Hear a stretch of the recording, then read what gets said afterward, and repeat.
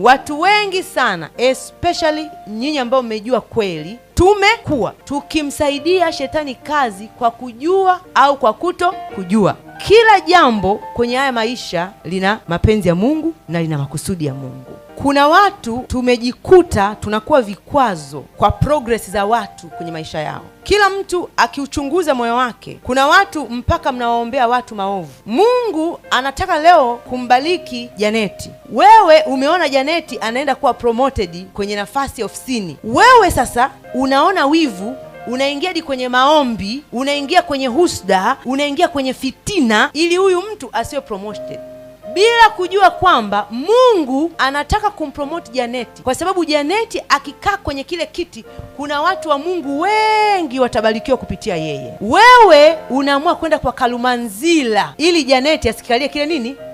Janeti asipokikalia kiti, umeua makusudi ya Mungu na mapenzi ya Mungu na umemsaidia shetani fanya kazi.